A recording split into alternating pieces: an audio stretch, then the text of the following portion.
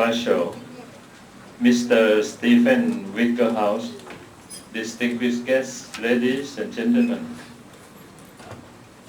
First of all, on behalf of the organizing committee, I would like to express my sincere gratitude to Professor Sheldon Glashow for being our guest speaker today. I'm pleased to introduce you to the second and final event series, Bridges Dialogues Toward a Culture of Peace, which the International Peace Foundation hosts in partnership with various national, international organizations, institutions, and enterprises in Thailand between December 2004 and April 2005. After the completion of the first series of more than 100 events in April 2004, which 6 events was held at Khon University. The second and final series of Bridges, we will have 3 events held at Khon University. The program of Bridges Dialogue Toward a Culture of Peace highlights the cooperation for the promotion of peace, freedom, and security, share their viewpoints, listen to each other, and find mutual ways of understanding and cooperation. Associate Professor Dr. Sumon Sakonchai, the President of Khon University, is in Bangkok for an important meeting. He asked me to convey a very warm welcome to Professor Sheldon Glashow, Nobel laureate for physics in 1979, who come to be the second guest speaker of the series at Khon University. He also would like to pass on his thanks to the International Peace Foundation, Faculty of Science, and the Institute for Dispute Resolution for the far-sight vision to support and jointly bring this important event series to Khon University. So now let me briefly give you a short introduction about Professor Sheldon Glashow. He is a professor of physics at Boston University, who was awarded the 1979 Nobel Prize for Physics, together with Professor Abdas Salam and Professor Steven Weinberg, for their complementary efforts in formulating the electroweak theory, which explains the unity of electromagnetism and the weak force. Professor Glashow was born in New York and educated at Cornell and Harvard University. Obtaining his PhD in physics in 1959. He joined the faculty of the University of California at Berkeley in 1961 and returned to Harvard as a professor of physics in 1967. Since 1982, he worked as a research scientist at the Universities of Houston and Boston. Throughout his career, Professor Glashow has done seminal research in the fields of elementary particle physics and cosmology.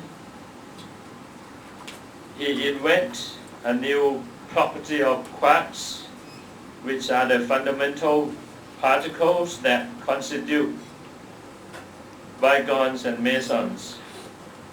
His work led to the prediction of neutral currents, charm particle, and intermediate vector bosons. He played a key role in unifying the weak and electromagnetic forces in creating today's successful standard model for particle physics.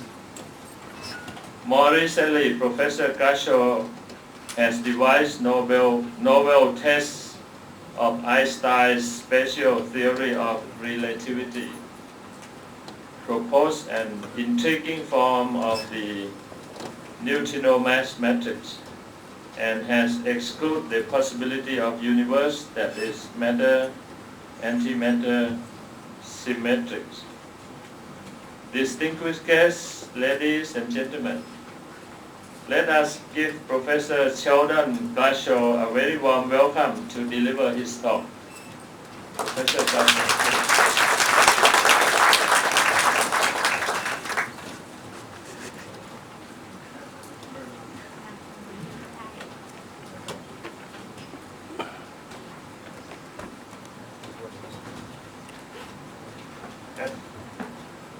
I think it works. Does it work? Okay, let me repeat again my appreciation to the International Peace Foundation for making my visit and the visit of my wife possible to this beautiful land, which I unfortunately have never visited before. I would also like to acknowledge the corporate sponsors who made this possible: Thai Airlines, the Dusit Hotels where we are staying in Bangkok, and also where we have vacation in Hua Hin, and BMW that takes us around throughout Bangkok safely. This is a very special year, 2005. It has been designated by the United Nations as the International Year of Physics. And one of the reasons for this is that it is the 100th anniversary of the miracle year of Einstein, the year in which Einstein created the special theory of relativity and also laid the basis to quantum mechanics by his analysis of the photoelectric effect. It is also not only the 100th anniversary of Einstein, but it's the 50th anniversary of the foundation of CERN, the European Organization for Nuclear Research. Now, it's called European Organization for Nuclear Research, but actually it does not do nuclear research. It does particle physics research. That is to say, useless studies of baryons, mesons, and quarks, which we'll come back to later. But the importance of CERN, in my mind, is that it is an international organization and has been for 50 years, in which people not only from the member states, which are practically all of the states of Europe, but people from interested nations throughout the world, from Asia, from Africa, from North and South America, work together to study the fundamental problems that interest me, the ultimate structure of matter. And in consequence, I have learned just before I set out for Thailand that Gorbachev has nominated CERN for the 2005 Nobel Prize in Peace. Very strange to have an international organization that does pure research nominated for a Peace Prize. Now, the lecture I will give today will not deal with particle physics, but rather it will deal with the importance of basic research, useless research which doesn't seem as if it has any practical purpose.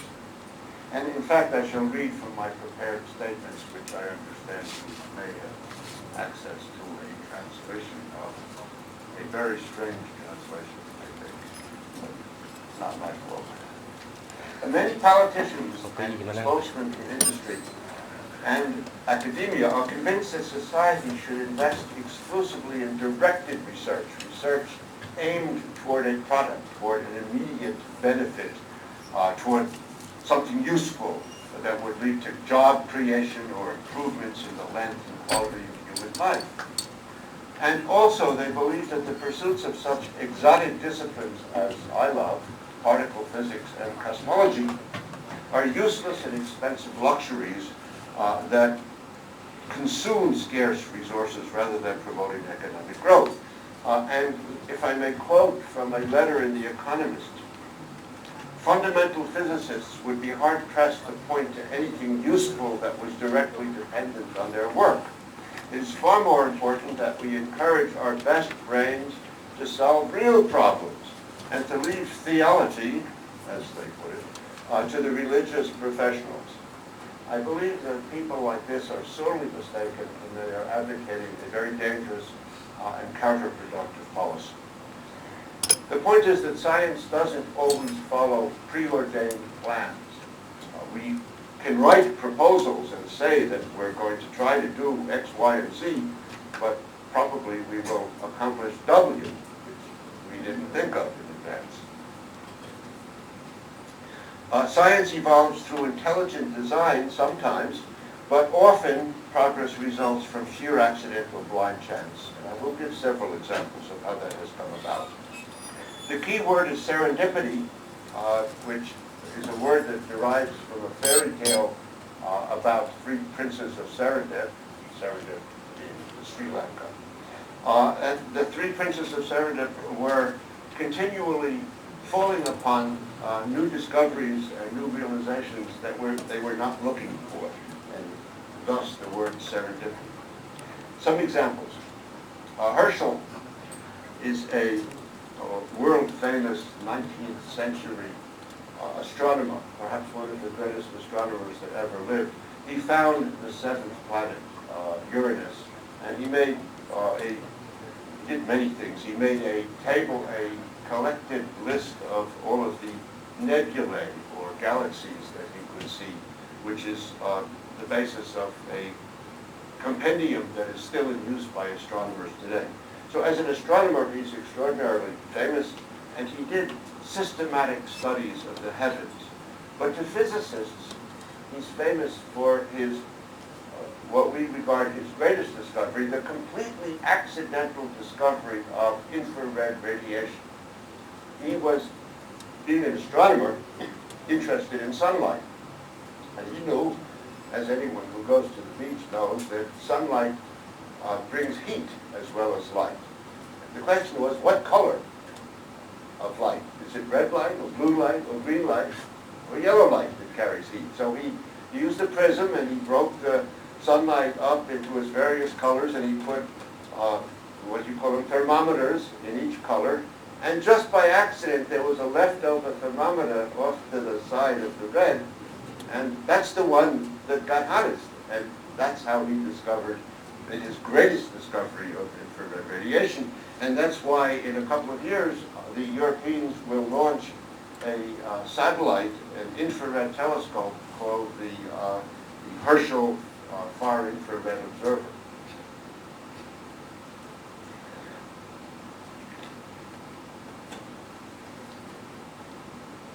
Now there are many, many others. I wonder how many examples I should give. In the theory of electricity and magnetism, many things happen by sheer accident. You probably have learned that Galvani studied frogs with bimetallic scalpels and noticed that when he would cut the muscle of a dead frog, it would shake. And he discovered a relationship between electricity and life, he thought. But it was Volta, Alessandro Volta, who considered the things that Galvani had observed and recognized that the electricity was being made by two metals in contact with one another, and he invented the electric battery, which was a very consequential discovery commercially and scientifically. In particular, it made it possible to go to the theater at night and to see the actors. Also in electricity and magnetism, you will remember the story of Ørsted, Hans Christian Ørsted, who in the course of a lecture, due to an accidental placement of devices on the table, he discovered that electrical currents affect compasses, that electricity makes magnetism. was one of the most important discoveries in the history of electricity and magnetism, completely accidental, and comparable to the importance of the discovery somewhat later by Faraday that not only can electricity make magnetism, but magnetism can make electricity. And this discovery was also, in large measure, serendipitous. In the last decade of the 19th century, sort of my favorite decade in the history of physics, there were four major discoveries. One was the discovery of the electron, which was not an accidental discovery, but the discovery of X-rays was completely accidental by Röntgen. When Röntgen discovered X-rays, he said to his wife, "They will think I have gone crazy," because he discovered a way of seeing the bones in the human body, which of course very quickly became a very important practical thing in medicine. Completely accidental. Also accidental was the discovery, it's a very interesting story, which I wish I had time to describe, the discovery of radioactivity by the French scientist Becquerel. Totally accidental. He was looking for, it was his belief that luminous materials, phosphorescent materials, would produce X-rays when they would be exposed to sunlight. And because it happened that there was no sunlight in Paris in the wintertime, he made the accidental, totally accidental discovery of radioactivity. Not only that, but the rare gases, neon, argon, and all of the other inert gases were discovered completely accidentally in the last decade of the 19th century. Biology, too, or chemistry, is full of accidental discoveries. Waller was astonished, a 19th century chemist, when he found by accident that a compound he had synthesized was identical to the organic substance known as urea. Now, back then in the 19th century, there were two kinds of chemistry, organic chemistry and inorganic chemistry, and there was no relation between them. There was a vital force responsible for life, and the chemicals of life could not be understood, the processes of life could not be understood by physical scientists until that gap was closed by the recognition that urea, a perfectly organic chemical, could be synthesized. Thank you very much. Well, that's another example. Yet another one in chemistry. In 1856, this is a lovely story, I'll read it in detail. William Henry Perkin, a man that few of us have heard of, was a 17-year-old student who wanted to be a chemist. And he got a mentor, as a mentor, a well-known German chemist, became very famous later on, named von Hofmann. And von Hofmann told this young boy, challenged him to synthesize quinine. This is in 1856. Well, that was impossible. It would take another century before quinine would be synthesized. It was synthesized by a friend of mine, an American, in 1942, when it was necessary to produce artificial quinine. But he couldn't do it. He ended up, in his attempt to synthesize quinine, with a dark, sticky, and foul-smelling sludge, which he noticed had a slight purple color. And he said, "Forget quinine. I have invented a purple dye." And the purple dye became very popular. The French gave it the name, does anyone know? Mauve. Mauve was the first synthetic purple dye. Purple was the color of royalty because it was the most expensive of all dyes. But mauve could be made quite cheaply. Perkins became extraordinarily rich and successful. He quit his business, he sold his factory at the age of 36, and became, again, a pure scientist. What happened to von Hofmann? Von Hofmann had told him to make quinine. Instead, the man made mauve. So von Hofmann went to his laboratory and synthesized the second artificial aniline dye. Does anyone know what it was called? magenta. Magenta became very popular. Van Hoffman became very famous. The Germans consequently developed a very strong industry, organic chemistry industry, which synthetic chemistry industry. And why did this German call his dye magenta? Magenta was a battle. It was a city where there was a battle. And at that battle, the Austrians were defeated by the French. Now, why would a German scientist name his great serendipitous idea after a battle in which the Austrians lost to the Germans? Well, that's a history problem for you, Western history. You can, in the question session, I might tell you. There are many, many examples. Another one is compare the discoveries of penicillin with the discoveries of streptomycin. Penicillin was discovered completely by accident, whereas streptomycin was discovered by a careful planning and by design.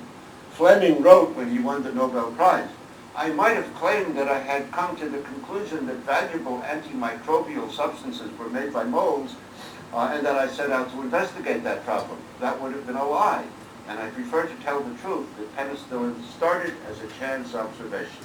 My only merit is that I did not neglect the observation and that I pursued the subject." And so on and on and on.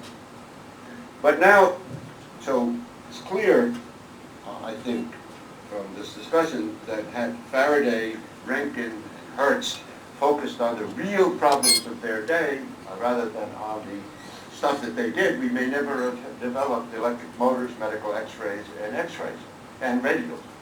However, it is true that today's fundamental physicists, like me, are concerned with more exotic phenomena that are not in themselves particularly useful and may never be particularly useful.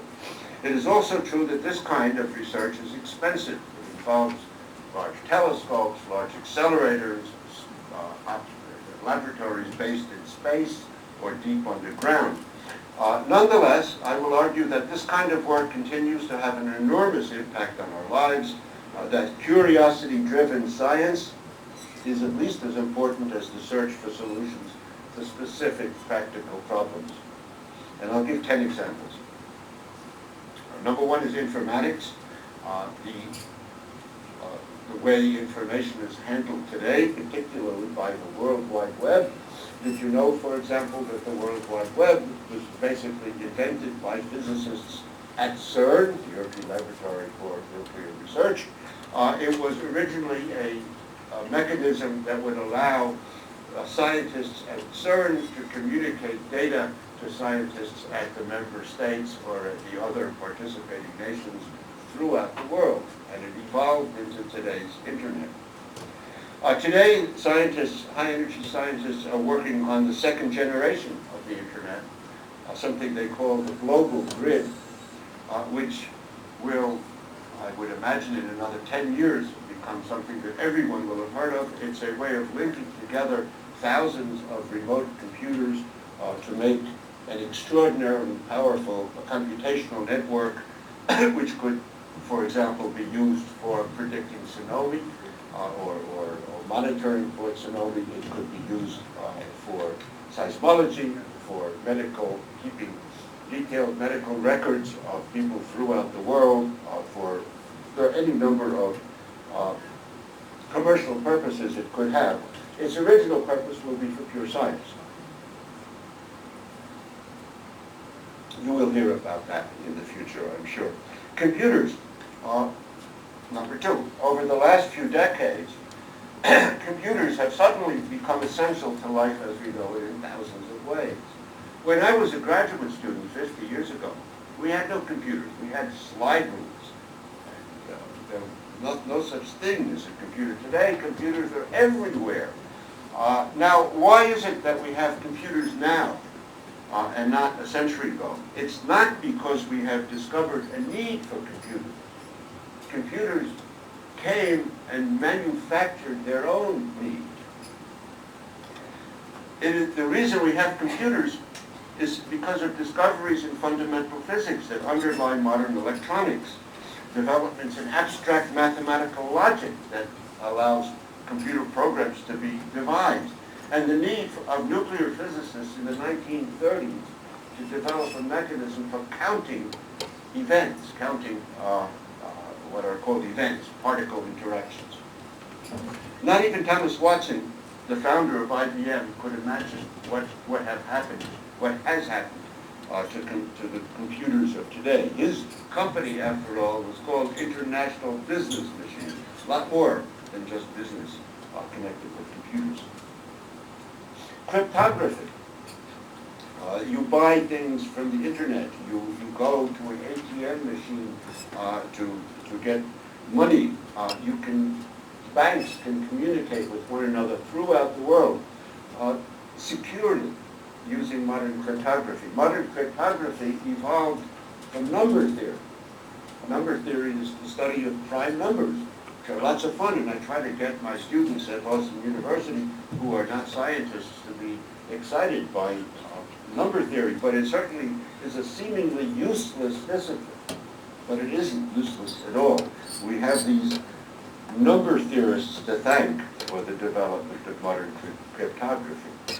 The global positioning system. When I rent a car in some strange place, the car comes with a little device that tells me how to get to where I'm going. It's quite impressive. When I go hiking in the Canadian mountain, the American mountains, I carry with me a little GPS system that has within it maps of all the trails.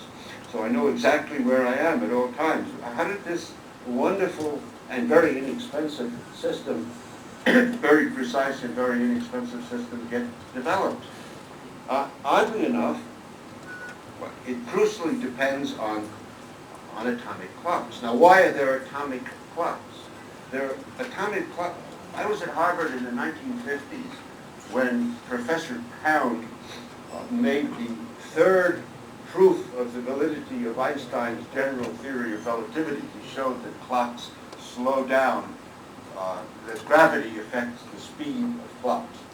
And this depended on having very precise clocks. To do this experiment, it was necessary to develop clocks of extraordinary precision. And it is because we have such clocks that we have the global positioning system today. Particle beam therapy is my fifth example.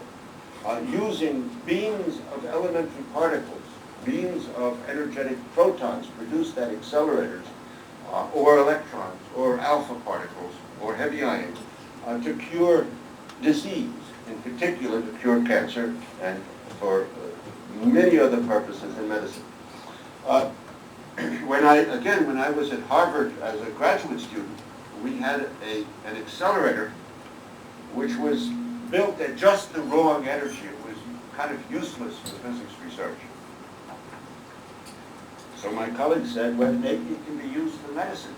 We called in the doctors, and it became a very important facility for treating cancers behind the eye and within the brain. And today, there are thousands of accelerators that have been built solely for the purpose of treating medical conditions rather than studying basic physics. Medical imaging. The two people that I knew, Alan Cormack was a particle physicist at Tufts University in Boston. Geoffrey Hounsfield was a particle physicist in England. And independently, they developed the mathematics underlying the CAT scanner, the computer-assisted tomography. And they won the Nobel Prize for that. Today, now these are abstract physicists.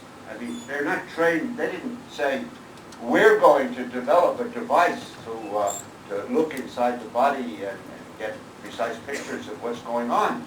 In fact, they spent their time looking in watermelons to see if they could see the seeds within the watermelon. They had no commercial interest in this device. It was just a hobby for them. And by the way, they didn't patent the idea. They made no money except for winning the Nobel Prize. But it's purely abstract scientists who were sort of playing and playing in a very useful way. We have other scanning devices that doctors use. You've heard of magnetic resonance imaging, which used to be called nuclear magnetic resonance, but Americans are allergic to the word nuclear, so they changed the name. Now, that nuclear magnetism was discovered also mostly at Harvard in the 1950s, and it was purely bit of abstract science, and it became very quickly something extraordinarily useful.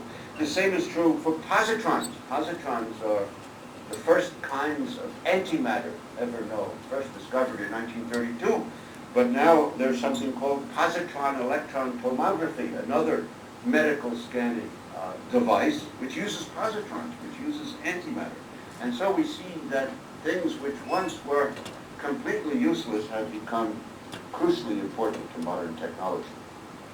Superconductivity is item number 7, and superconductivity is almost certain to become, in the 21st century, a very important way of transmitting and storing power. For example, a device for transportation. There have been experimental attempts to implement superconducting transportation. Levitated trains which have no wheels have been constructed both in China and Germany. They're not quite commercial yet. They probably will be very soon. Superconductivity of that kind was developed, well, was invented long, long ago, and most of the development has taken place in laboratories, in particle physics laboratories, where superconductivity plays a crucial role in building large accelerators. Radioisotopes. Well, I'm not going to say a great deal about radioisotopes, except they're used all the time in medicine and in many other disciplines. They use short-lived radioisotopes have to be manufactured at accelerators, at particle accelerators, and they're then used for treating of disease or for diagnosis. In fact, even in my case, I was cured from some terrible disease by the use of radioisotopes. Long-lived radioisotopes also find applications in archaeology, geology, planetary science, and engineering, even in lowly issues like leak detection. And now it's becoming a very important tool in medical science where one can do the following thing. Suppose you have some new drug and you want to know if it works. So what do? You give it to people. Well, you start giving it to animals. Animals don't die. You give it to people. And then you see if the people get better or if they get sick.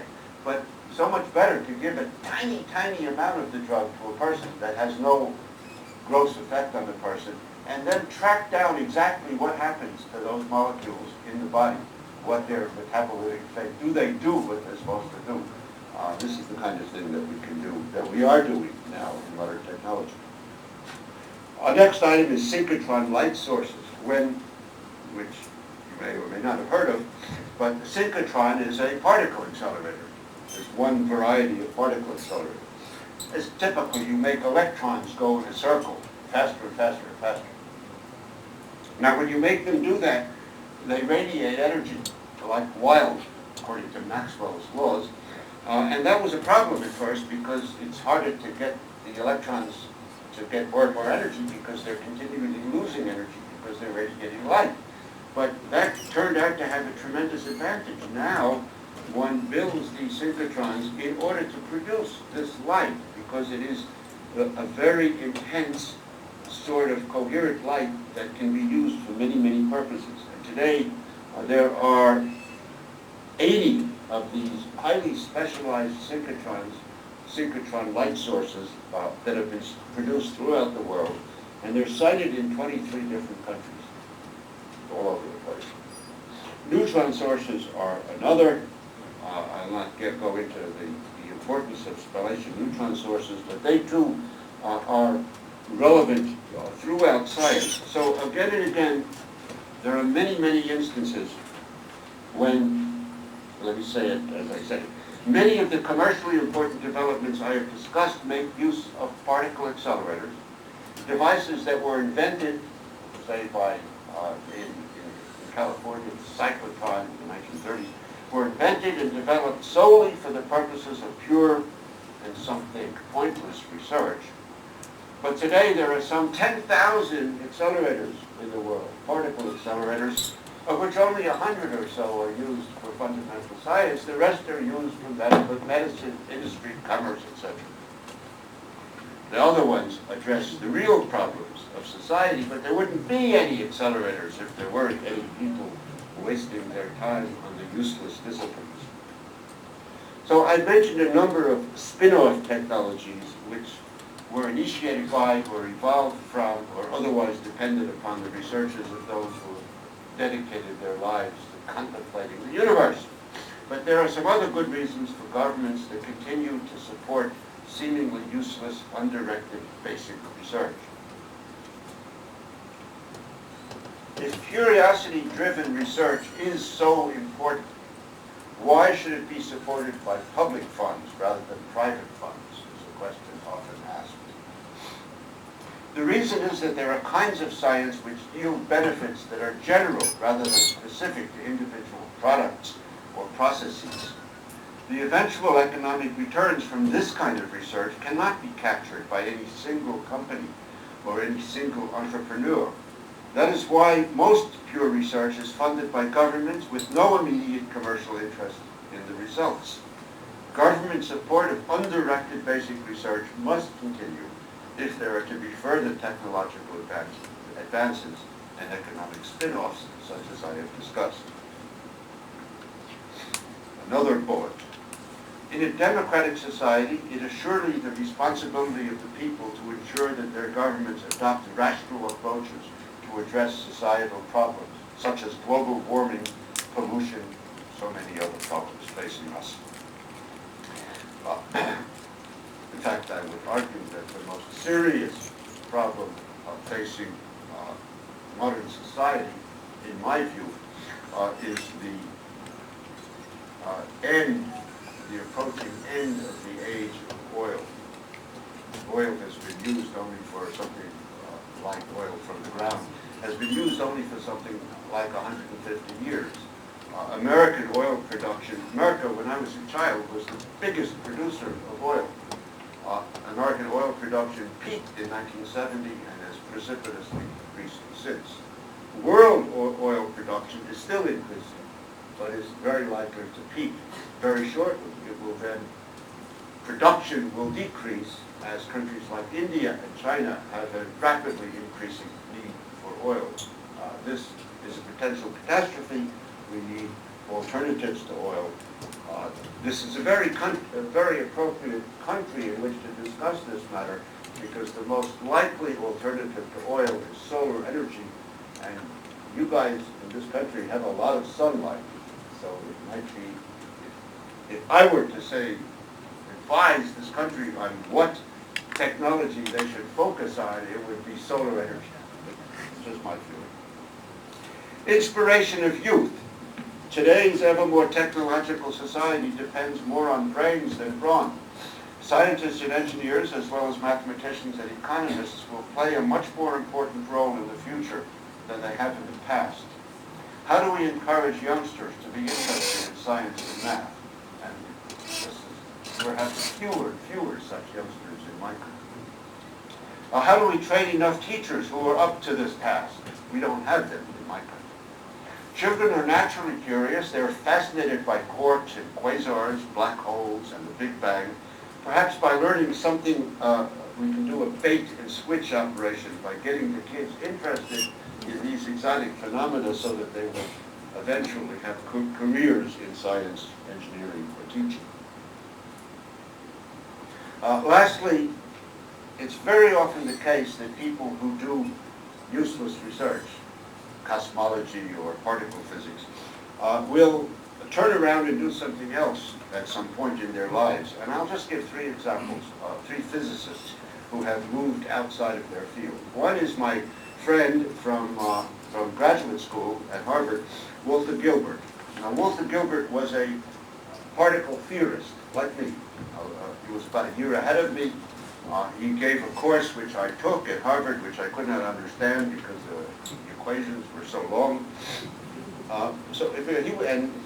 He made some serious accomplishments, but he got interested in biology, and he made some spectacular discoveries in biology. He was one of the people who taught us how to read DNA, how to take it apart and read what it says. And he shared the Nobel Prize in Chemistry for doing this in 1 year after I won the Nobel Prize in 1980. He founded Biogen, which is a very famous and successful pharmacology company, thereby becoming a very rich man. And today he spends his time being a generous philanthropist and an amateur but rather talented photographer. So he wins the Nobel Prize in Chemistry, particle physicist. I mentioned Alan Cormack and Jeff Hounsfield, who were particle physicists. They won the Nobel Prize in Medicine for their invention of the CAT scanner. And my in cosmology. He was a particle cosmologist who wins the Nobel Prize in Peace. Scientific research is one of the few areas in which most of the nations of the world cooperate effectively. I mentioned CERN. You will all recall that the beginnings of modern science perhaps can be traced to the work of Copernicus, Tycho Brahe, Kepler, Galileo, and Newton. They come from Poland, Denmark, Germany, Italy, and England, a very international group. And so it has always been, and so it is today. Today, some of the most exciting physics is done in the Kamiokande laboratory in Japan by collaborations of Japanese, Koreans, and Americans. Many of the experiments being done in the world are thoroughly international. The so-called CDF detector in the United States, working at the large accelerator near Chicago, is a collaboration between Japan, Italy, and the United States. And so it goes. The International Linear Collider, the next great project that I hope will someday be completed, will be collaborative between three continents, between Asia, Europe, and the North American continent. Now, let me remark briefly that the extraordinary success of the international scientific enterprise, not just now, but throughout the centuries, can serve as a model for wider international collaboration. Let us hope that science and scientists working in harmony with one another will lead us toward a century which will be more just and less violent than its predecessor, a century in which the many serious challenges facing humanity will be met, and a century in which all of the peoples of the world can share the marvelous fruits of science and technology. Now, this is a reasonable point to end, but let me say one more thing. I've been talking about the importance of useless science, the sciences that I love. Cosmology, which deals with the largest things in the universe, and particle physics that deals with the smallest things in the universe. Now, in truth, people who work in these fields do not work in these fields because they may spin off something that might be useful for society. People work in these fields because they feel challenged, they feel obliged to try to understand the world they're born to as best they can. They find it their duty to struggle to understand the universe. And that, in truth, is the reason that we do the kind of, I do the kind of useless science that I do. Thank you very much.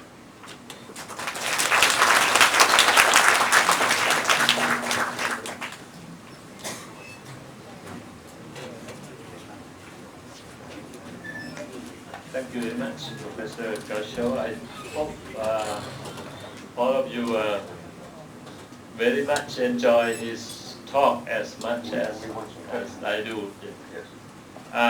It's now time for you to have dialogue with Professor.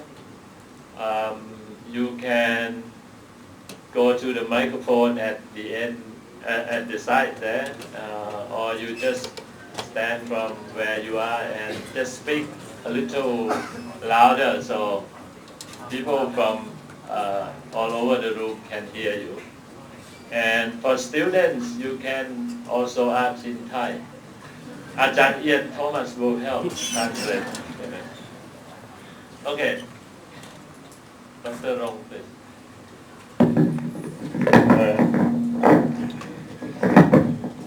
Needless to say that it's a great opportunity for me as a physicist to have a chance to come to your talk, Professor Glashow. I've learned about your work since I study in the States anyway. Well, I mean, I share a lot of thinking, a lot of idea as you express, and I hope also that this kind of ideas will ring the bells of the people who can give funding to the scientists in Thailand, which we all know that mostly at the moment is funded towards the spin-off or the applied science that you mentioned. Most of the developing country or underdeveloping country will have a tendency to do so because they don't see the worth of the money that we give off. So I think come to the question that I would like to ask you is about, I have two that I would like to ask you about. The first one is probably related to the talk that you're giving today, and the second one probably related towards your expertise, the area of the particle physics. And of course, both are also in the particle physics area. The first one will, I would like to ask you, why then is the superconducting collider projects been turned down in 1993 by the Congress, the $8 billion supposed US dollars project, which is going to be built in the Ellis County, Wattahassee, I think, and in Texas. Yeah, we all know that it meant a lot towards the basic science on unified field theory. That's we hope we will unify all the forces that happened at the moment separately. Particularly we find the mass of the more massive Higgs boson, that's the symmetry breaking of your electroweak unification with Weinberg and Abdul Salam, I think.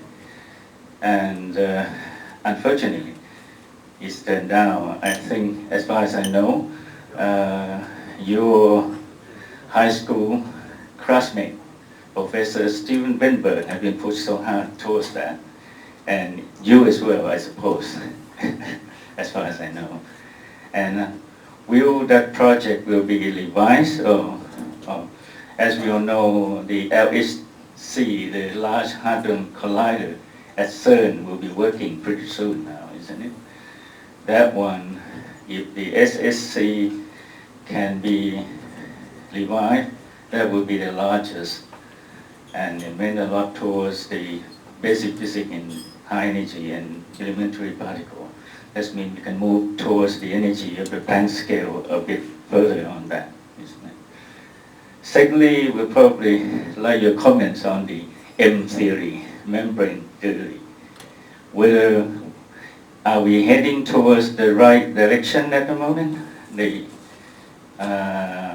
what you so-called beyond the 4 dimension of Einstein and the 5 dimension of Kaluza. We're working on the 10, 11, or 26 dimension, and whether that will lead us at the right direction, or, and lastly, probably, will we find the neutrino mass on your metric theory in the near future? Thank you.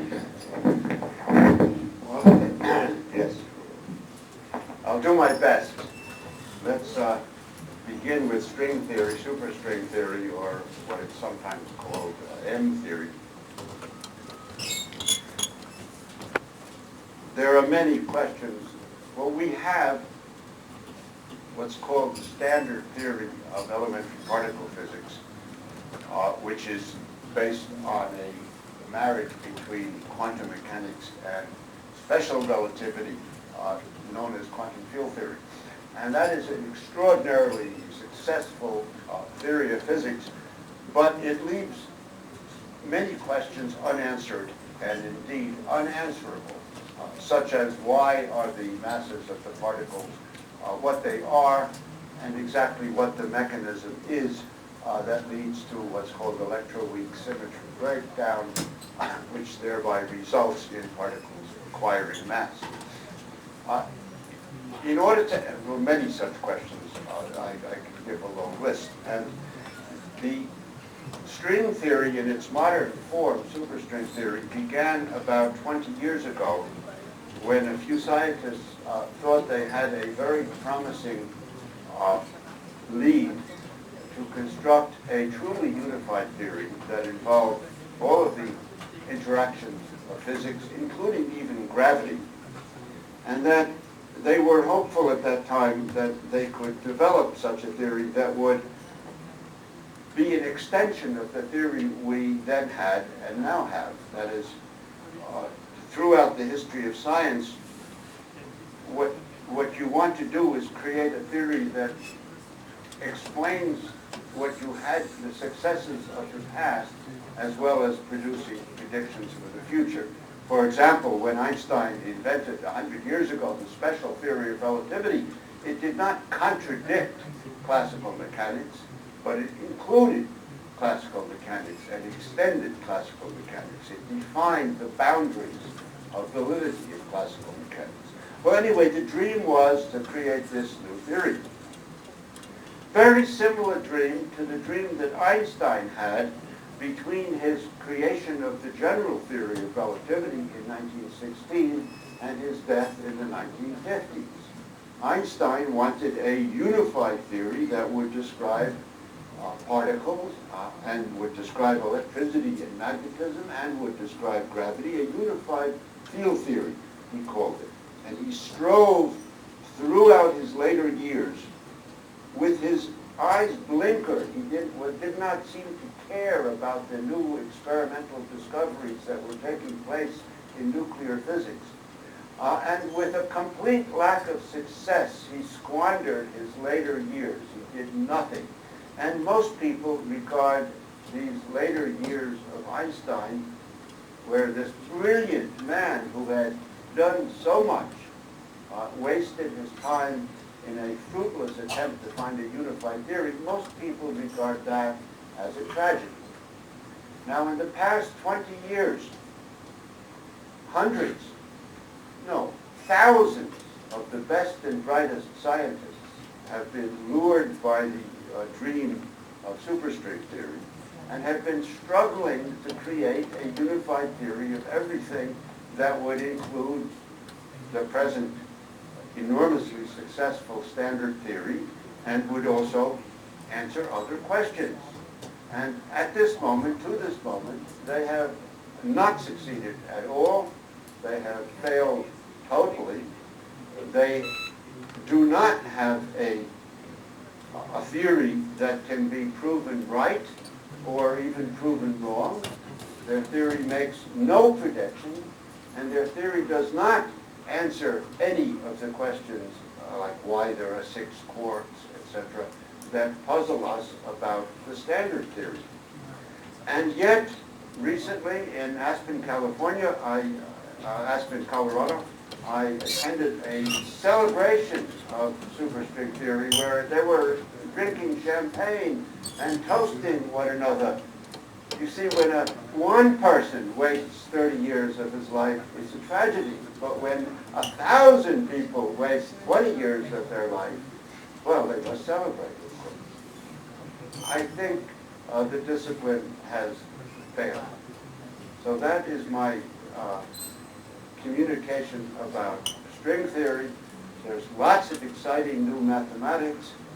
There's lots of new insights. But the primary goal to develop a unified theory has failed. Now, the superconducting super collider, as you have reminded me, was canceled in 1983. It was canceled for several reasons. As it is with almost every large project, and one comes to mind immediately in Boston, something called the Big Dig, which was originally going to cost $3 billion, and now it's being completed at a cost of $12.5 billion. The Big Dig is an attempt to put, well, not an attempt, it is putting a bunch of roads underground in Boston in order to make the city more attractive and to make traffic flow better. And it's a successful thing. It's been done, but it costs much more money than one originally thought. That always happens in big projects. Our project, the superconducting supercollider, was originally budgeted for, I don't know, $5 billion or something like that. And it was clear that it would cost more than $10 billion when it was partially built. At the point, it was canceled by Congress when about $2.5 billion had been spent. That was, I believe, a very unwise act of Congress, but Congress has the right to do what it pleases, and it terminated experimental high-energy physics quite effectively in the United States for a time. But fortunately, as you mentioned, the European Large Hadron Accelerator should begin working soon, if not in 2007, then surely by 2008 or 2009. I'm a little bit worried about the time schedule with the Large Hadron Collider, but I expect it will be working. And I am virtually certain that it will bring back the era of great excitement that I lived through in the 1970s, when new discoveries in particle physics were taking place all the time, because it seems absolutely certain to me that there are new forces, new particles, new things that will be seen when this accelerator begins. Will the superconducting supercollider come back to life? No, it is dead, and it is dead for all time. Maybe not for all time, but it is an international agreement has been made that the next accelerator to be built after the Large Hadron Collider, which is practically finished, the next device ought to be an electron-positron linear collider. And just recently, it has been decided that that should use superconducting technology that has been developed in Germany, principally in Germany, and all of the nations of the world, in particular the major parties of interest, Europe, in particular Germany, and the United States and Japan, have all agreed to proceed with this as their highest priority. But it's not yet being done. It's not yet being funded. I think it perfectly reasonable to wait and see what the Large Hadron Collider sees before embarking on this new project. That is probably what's going to happen. I think I've answered your various questions. That's okay. Next question.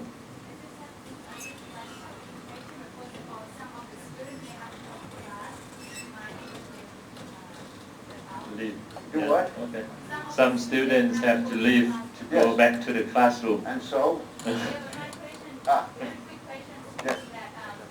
From the talk that you say, almost all the example of scientists come from Western culture.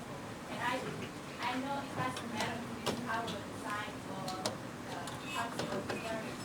But from your perspective, I would like to know what do you see as a constraint for Eastern scientists that the research discover so-called universal science?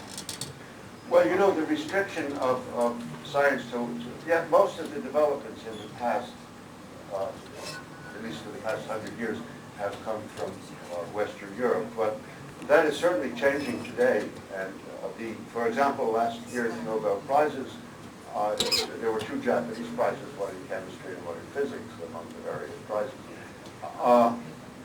Also, if you look at the nationalities of the scientists who win the Nobel Prizes, they often come from countries outside of Western Europe. Abdus Salam, for example, was the first Muslim winner of the Nobel Prize in Science.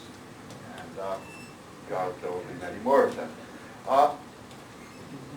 Today, some of the best practicing scientists in America are our visitors or immigrants from other countries. The Chinese scientists thrive, the Indian scientists thrive in my country. To be honest, I've only met one in my career, Thai scientist. When I was a graduate student, he was a graduate student with me. You probably may have heard his name, Sip Katutat. Well, to me he was Sip, okay. He's still quite famous. He's still among quite the famous, Thais, yes. But I think that it is quite reasonable to expect that all of the countries of the world, at least those that are interested, will play a role. And today, countries that once had no scientific infrastructure, like Korea and Taiwan, for example, are very active participants in fundamental science, whereas others like Singapore and Hong Kong are less interested in fundamental science and focus more on applications, direct applications.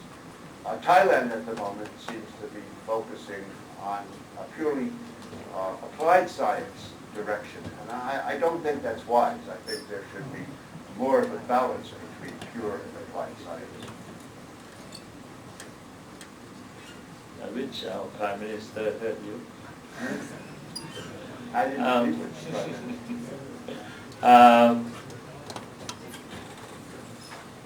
Dr. Long, please let the others, if they have, I think you, I'll let you talk to Professor later on.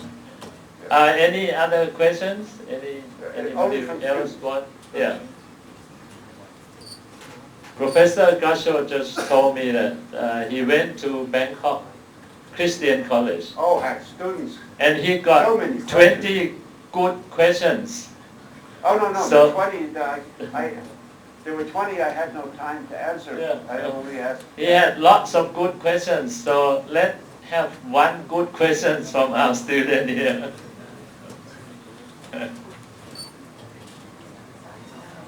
I was surprised because in my country, in America, the high school students don't ask such questions. I had enormous numbers of good questions. So I now put pressure on you, students. Well, if this was my class, I would simply ask them questions. Yes. Yes. Okay. คือในฐานะที่อาจารย์อยู่กับภาคมานานนะครับก็คือเราอย่างเรามีวัตถุนะครับก็คือเราศึกษาสิ่งที่เล็กลงไปเรื่อยลงไปเรื่อยไปเรื่อยครับก็คือมันจะเล็กลงไปอีกนะครับมันก็เหมือนกับว่าไอ้เจ้าสิ่งนี้มันเหมือนกับว่าอะไรคือสิ่งที่เล็กที่สุดนะครับมันเหมือนกับเราแบ่งมันไปเรื่อยแล้วเหมือนกับมันเข้าใกล้ความว่างเปล่าครับอยากรู้ว่าในภาคอาจารย์เนี่ยแบบว่าเราแบ่งมันไปเรื่อยเนี่ยนะครับมันดูเหมือนว่ามันเข้าใกล้ความว่างเปล่าอยากจะถามเขาอยู่กับไอ้เนี่ยครับ Ajahn Ian, you are physicist, you probably can help. The student would like to ask, in physics, we get the smaller and smaller things, we're finding smaller and smaller particles. Is there any limit to the size of the smallest particle? Are we going to end up with nothing? Well, that's a good question, and people have been asking that question for many thousands of years, beginning with the Greeks. But we have, oddly enough, fairly good reason to believe that we've come to the end of the line. And the reason is as follows. If you take a molecule and ask whether that's an elementary particle or not, well, you know it's not, because you can bend a molecule, you can get it to vibrate, it has parts made of atoms. And you could ask, is an atom an elementary particle? Well, you know it's not, because when you hit an atom, it rings. It makes a characteristic vibration, a characteristic spectral line. That is to say, it has quantum states. So atoms and molecules are composite systems that have excited states. So also are atomic nuclei. Atomic nuclei are, they could have been fundamental particles. We know they're made of neutrons and protons, but one of the ways we know that is that a nucleus is a system that behaves as a composite particle with a series of excited states or spectral lines. We also know that the proton has excited states. One of the ways we discovered the existence of quarks was by mapping out the pattern of excited states of the proton. They used to be called pion-nucleon resonances, but in fact they are excited states. And there are about 20 excited states of the proton that are known, and from studying those, one of the ways we have learned about quarks. Now we have also tried to look for excited states of quarks. We have found no evidence for excited states of quarks. They appear not to have excited states. Same is true of electrons. Furthermore, composite systems have measurable size. Atoms have a measurable size. Nuclei have a measurable size.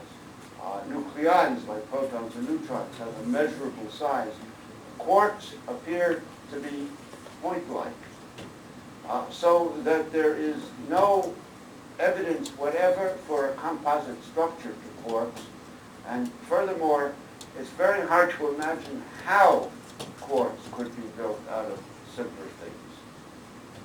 It just doesn't, people have tried very hard but see no way. What the superstring theorists say is that, yes, indeed, quarks are elementary particles, as are electrons, as are photons, but they are different vibrations of an underlying string. So they're not saying that quarks are made of simpler things. They're saying that the different, what we regard as different particles, are simply different states of the same underlying structure. So, at the end, you want to summarize Short for answer is students? no. The short answer is no. ก็บอกว่าตัวโมเลกุลก็แบ่งได้แล้วก็เรารู้ว่าแบ่งได้แสดงว่ามีความมีเฉพาะความหมายนะครับคือสัดส่วนนะครับแล้วก็ถ้าเราแยกเล่นวันนั้นนะครับก็มีนะครับพลังงานเฉพาะความหมายเราบอกว่าน่าจะแยกตัวได้ในวันนั้นก็เราเห็นว่าเราเรียนของเรามีเรียนเยอะนะนี่คือเราเห็นได้ว่าจะมีระดับพลังงานเฉพาะของ EPS ให้เราเห็นว่า EPS เราแยกตัวได้เราได้โปรตอนมีก่อนเราบอกว่าโปรตอนก็มีความสามารถกระตุ้นให้อยู่ในระดับพลังงานต่างจากเรารู้ว่าโปรตอนไม่ใช่เล็กสุดแล้วมีเวลาที่เล็กกว่าโปรตอนแล้วก็เขาบอกว่าฟอร์คือสิ่งเล็กที่สุดที่เราจะเขาบอกว่าเวลาเขาทำการทดลองกับวงนี้มันไม่มีอะไรให้เราคิดว่าน่าจะแรงได้กว่านี้ได้มันไม่มีระดับพลังงานคือเขาสงสัยว่าวงเล็กที่สุด ครับ มีคำถามอีกไหมครับ เชิญนะ Any other question? Yes, in the back.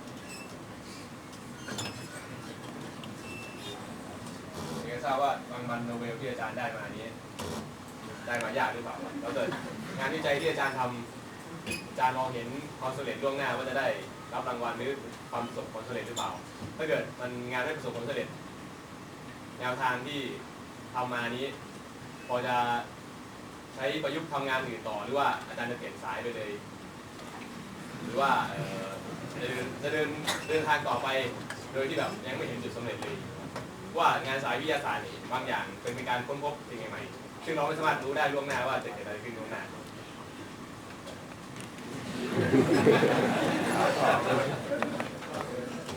He's asking that when we are scientists, we do scientific research. Often we don't know about to achieve anything. When we get to a certain stage, okay, maybe we receive a prize here. We get a Nobel Prize because of the work we've done. What about the other people who don't receive Nobel Prizes? And they're still working on, should they, if they don't receive a prize, should they change direction? Should they try to do something else? Or should they just keep on going on the line that they started with? Yeah, no, this is a good question.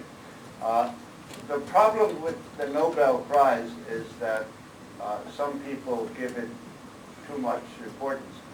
The most of the people, all of the people I know who have won the Nobel Prize did not win the Nobel Prize by seeking to win the Nobel Prize. Conversely, most of my colleagues who, of course, have not won Nobel Prizes are not particularly unhappy at the fact that they have not won Nobel Prizes. They're very happy at the work they have done. There may be one or two exceptions. I know Bob Pound has never expressed his dissatisfaction at not winning the Nobel Prize, but he's clearly somebody who should have, because he is the first person to see the slowing down of clocks in a gravitational field. But no. There are a number of organizations and people who take the Nobel Prize more seriously than they should.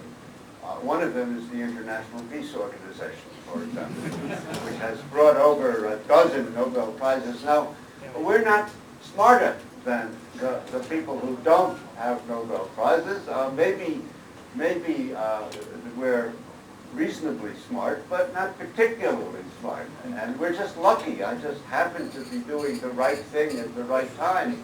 And the same is true of Steve Weinberg, and the same is true of Alexander Fleming. And many of my colleagues who won the Nobel Prize are, in fact, raving idiots. And I could name them, except it would not be polite to do that. So one can give too much attention to the Nobel Prizes. And on the other hand, perhaps it's useful for the Nobel Prize winners to act symbolically to represent their disciplines. And that might have a certain importance. And so I take these invitations from organizations like the International Peace Organization seriously, and I try to do a responsible job, even though I know that I'm not, by the mere token of having a Nobel Prize, necessarily the person who is most qualified to talk to. So, it's different in Boston. In Boston, almost everybody is a Nobel Prize winner. It means nothing. It doesn't get you anywhere. I think he also asked whether you anticipate that you will get Nobel Prize for what you work. Oh, that's interesting. Yes. When it turned out that the stuff that I had done in 1961 was looking like it was right, I began to think in the 70s that, yeah, this is crazy. Maybe I will win a Nobel Prize. It is possible. And I first got that feeling in 1978. And then on the day the Nobel Prizes were to be announced in October, whatever, of 1978, the telephone rang at 4 o'clock in the morning. But it was my au pair girl who had thought she was dialing the taxi company, but dialed home instead. My lovely au pair girl, who is now my adopted daughter from Zaire. Then I got sensitized to that, and I was, in 1979, it was not entirely a surprise when the telephone rang at 5 o'clock in the morning. It was not Sweden, it was a radio station, WEEI, and they said, "What are you going to do with the money you have just won?" And I was sleepy. I said, "I'll paint my house, don't bother me." And that was reported in all of the newspapers in the country. It was actually the Nobel Prize. It took the Nobel people another few days before they contacted me. But yes, for a year or so, it became clear that it was not unreasonable to expect a Nobel Prize. However, for the people who won this year, 3 people who just won this year, they, all of them friends of mine, one of them was really felt that he should win the Nobel Prize, and he's felt that way for 30 years. So it's 30 years of worrying about it in the middle of October. He had cause to worry, but it only bothered me for 1 year. Okay, any other questions? Yes.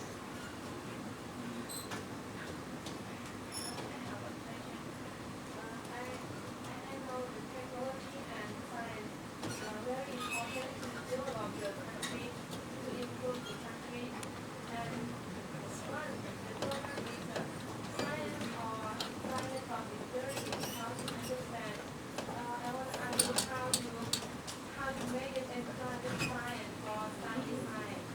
How do you make it enjoyable?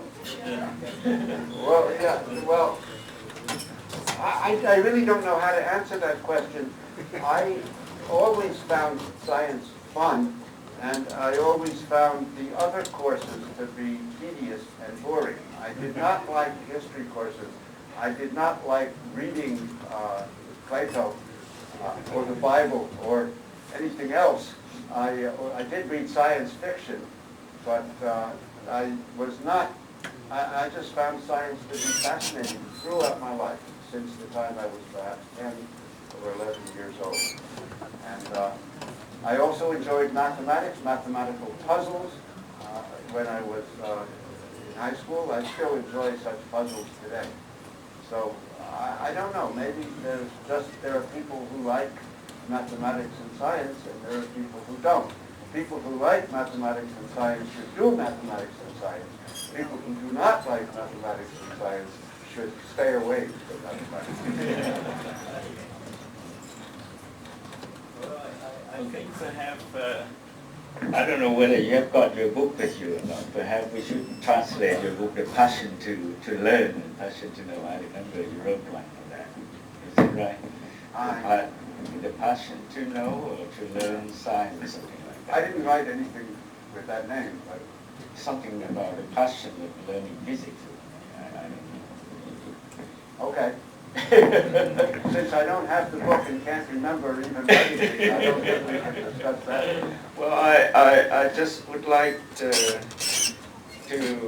ask you whether this year the Nobel Prize has been awarded to David Gross, Frank Wescher, Friedman, and all this seem to be the founder of the superstring theory. Is that mean the success of the superstring?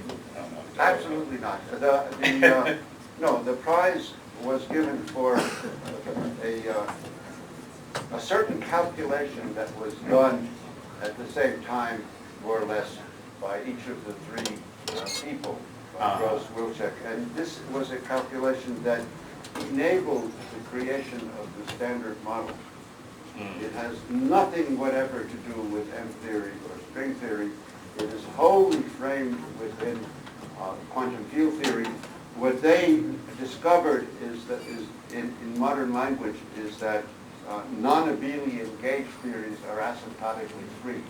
Now, that discovery made it possible to create a theory of the nuclear force, which we call quantum chromodynamics. What about David Gross? All three of them. They were they all in Gross and Wilczek were working together at the time at Princeton, and Hugh David Politzer was at Harvard, working under the direction of Sidney Coleman, and Sidney Coleman told David to calculate this thing, which he did, and so also did the people in Princeton. The people in Princeton got the sign wrong, which was very unfortunate, but Politzer pointed out to them how they got the sign wrong, and then they got it right, and that was the crucial observation that had to be made in order to formulate the theory of the strong force. Oh, I see. Well, lastly, probably, I just ask you, how do you feel about you and Steven Weinberg sharing the same class at high school in New York? Well, my high school, Bronx High School of Science, has produced 6 Nobel Prize winners in physics, which is really quite remarkable. And Steve and I, it says something about education, because much of what I have learned about science throughout my life, especially when I was a student, was from other students rather than from my teachers. That is, we learned from one another. We were competitive. One day in the subway, I told Steve, "Oh look, I learned quantum mechanics last night. I bet you don't know quantum mechanics."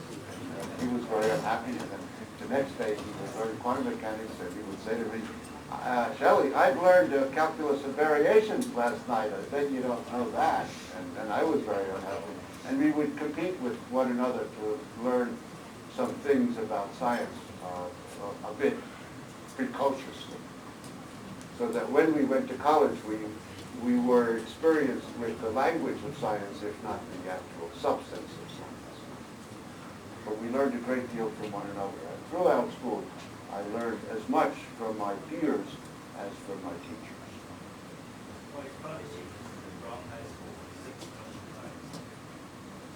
Not bad. Okay, any other questions? Pulitzer was the last exam. Okay, yes, Yeah, of course. yeah.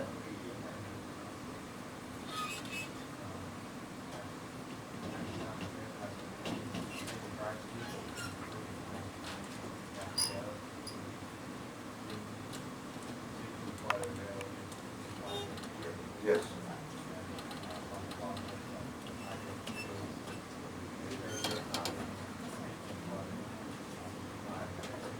No, I don't. I'm not searching for a unified theory. I'm just trying to make small improvements in the theory that we have.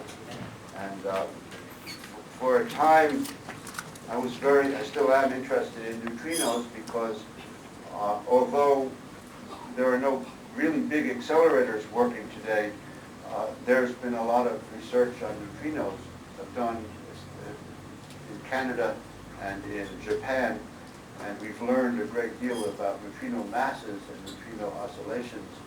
And so I have searched for things to say about neutrinos, new things, new models of neutrino masses, new possible experiments that can be done. This is a little niche that I've been playing with, and I have certainly not been dreaming of a unified theory. Maybe someday there will be a unified theory of everything, but not now.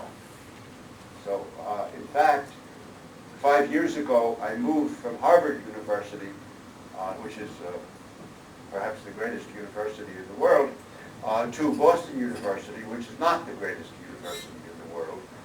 But one of the reasons I moved there was that it's walking distance to my house, so I don't have